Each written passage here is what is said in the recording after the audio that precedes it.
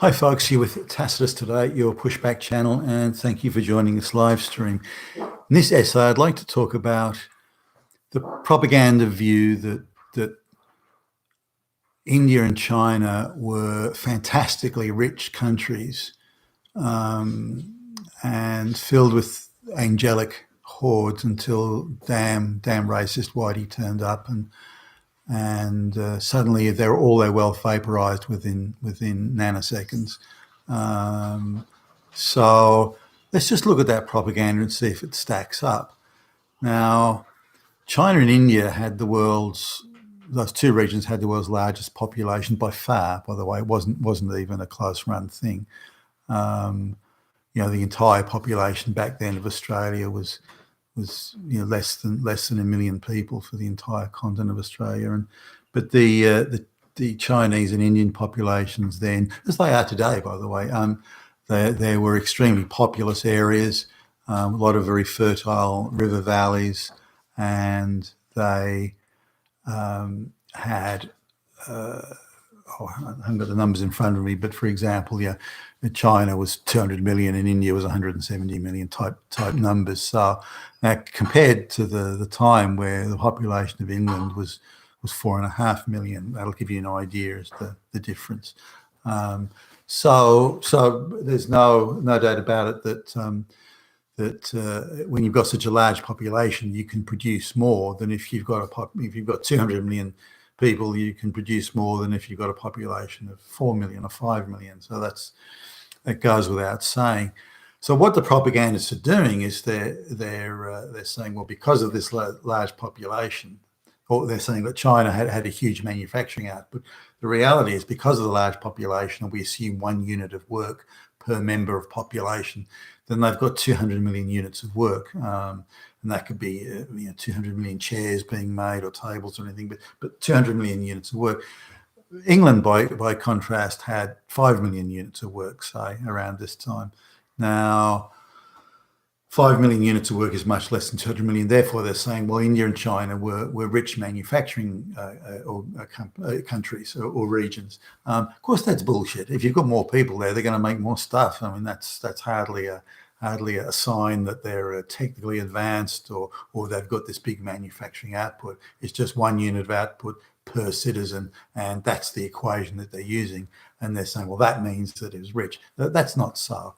Now, even at that time, the estimates are that in Barosh and various other estimates from the time is that in Western Europe, the Western Europeans were still more productive than were the Chinese or the Indians. There was more extensive use and more strategic use of, say, windmills for things like grinding grain. There was extensive use of water wheels for various functions. There was the type of labour saving devices that the West Europeans were using weren't all around India or China at the time. So it's estimated the West Europeans even then were 20 to 25% more productive than the Chinese or the Indians, albeit with a much smaller population. So as time moved on and the Europeans adopted more and more labour-saving devices, and thus per member of population became more productive. Whether you could say this in the mercantile age with advances in technology for ocean-going vessels, or whether when the Industrial Revolution came on in the late 1700s, and particularly around 1825, 1830, then Europeans were England with a population then of 10 or 11 million was producing more than China was with a population of 300 million. So to give you an idea as to how the balance changed based on technology and productivity and labour-saving devices. So this idea that China was rich and Europe was poor, when it was simply population mass that decided output. But even on per capita, the Europeans were still much better off than the Indians or the Chinese were on a per capita basis. So they were still producing and creating more wealth and being more productive. So the Indian propagandists, Chinese too, love to put it about, hey, we were rich for damn whitey turned up. But they're using a bullshit equation to try and justify it and peddle that bullshit propaganda. That was never the case. They were always much less productive per head, and were unable and not as technologically advanced. So that when the Europeans, remember the Europeans turned up in India with just 150, 200 soldiers first off. And India could, technically, as a total area, could have put something like 20 million soldiers in the field if they were organised, and 20 million. Whereas the Europeans were turning up with a few hundred or a few thousand, and yet they were still able to impose themselves for a variety of reasons, usually disputes over trade, a variety of reasons, or that the local Indian Rajas were asking for European help to overcome a neighbour that they didn't like, another Indian neighbour down the road. So the European technological advancement and not simply technological advancement, the sense of duty, commitment to purpose, the idea of loyalty to a specific cause, all these sorts of things were what made the Europeans different from the Chinese and the Indians at the time, and were a part of a whole range of reasons as to why the Europeans became richer.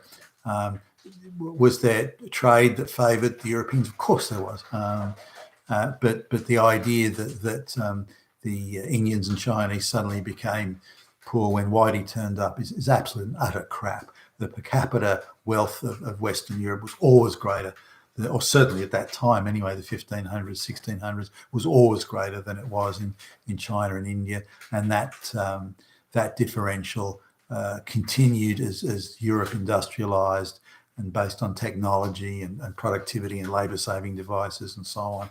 And this completely changed the equation, and that's what made Western Europe, England in this case, rich. It wasn't anything to do with the wealth of India and China. Their wealth was purely based on population mass, not on productivity.